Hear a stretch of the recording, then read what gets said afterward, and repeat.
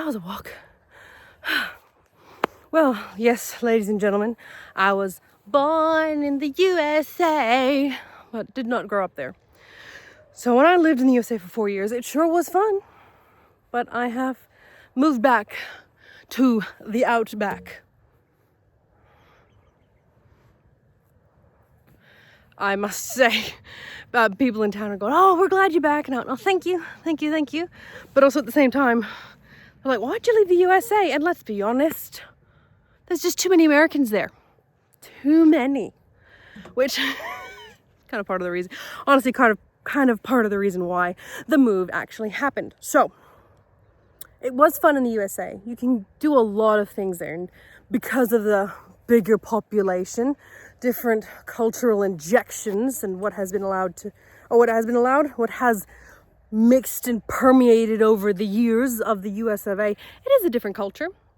And it has proven to be, for me at least, more alien than what I would prefer. So there were two things that I just could not get over, and they were almost two of the underlying stressors, just more like an undercurrent that was always there and you couldn't really escape, because that is just USA culture. Example number one, it's politics. Shit's everywhere, and to an extent it seems, at least online, people natter more. But when I'm here back in town, they will talk politics, but it's more like old mates, like, "Oh yeah, he's got funny ass, well I don't like him." It's taken more in a humorous, more relaxed manner than in the USA. Because it seems if someone finds out about your political leanings or allegiances, that becomes them. Which is not necessarily true. Someone might be a good bowler, but they like, I don't know, the picking nose party. And it was always there to an extent. It was very, very pronounced when Trump won the last elections. In what year, I forgot. But going to the gym the next day, there was such a divide at the gym. And I just never experienced, never. What? I guess in Australia it has more that British tug of keep calm and carry on. Not that in the USA. It's just speak up about it and it's in your face. Thanksgiving dinner that year was cold. I think just that constant political undertone, it just gave everyone a little bit of stress, a little bit of unwanted, unneeded stress. And because some people, I guess like myself, I just want to get along with everyone. At times where I feel like I'm walking on eggshells, or I could see things from more than one angle. You could go, well, this works, and this. And of course, I think I'm just perfect. But, if you say, well, I kind of disagree with you on that, they would just get offended and go, don't like you because of one opinion. It was not very united of the particular US state, at least that I spent my time in. I might do another video of that. The USA World Cup, thank God, it's there to tell people it's not as homogenous as you might think, but in a good way. Second one is the healthcare system. Healthcare. I put parentheses because it was very strange to have this undercurrent of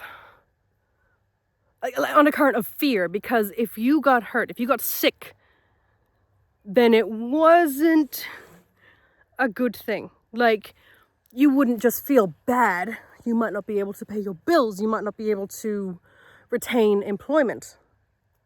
Or if you're self-employed, you can't keep working because you can't do the stuff yourself, which is really just not good. So I saw these billboards like, have you been in an accident? Use us lawyers and we'll sue them for you to get some money.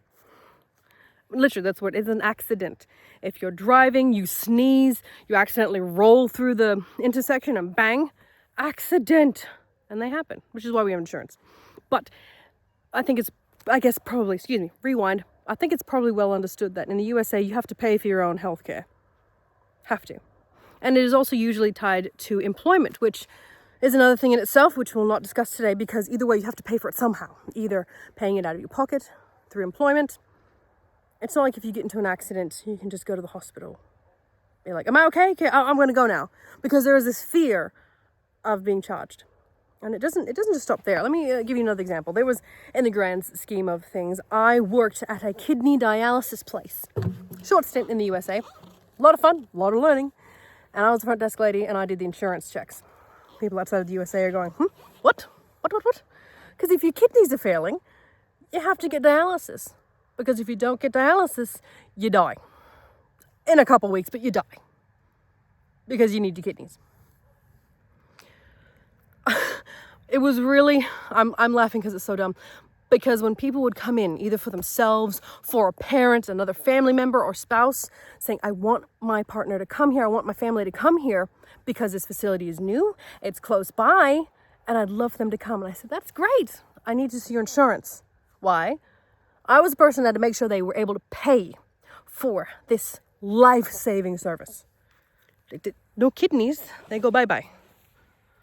So there were some people I had to say, I'm sorry, just can't do it because your insurance, it doesn't work for this particular facility. And you go, oh, okay. And probably go somewhere else, which is further away under a different blanket umbrella.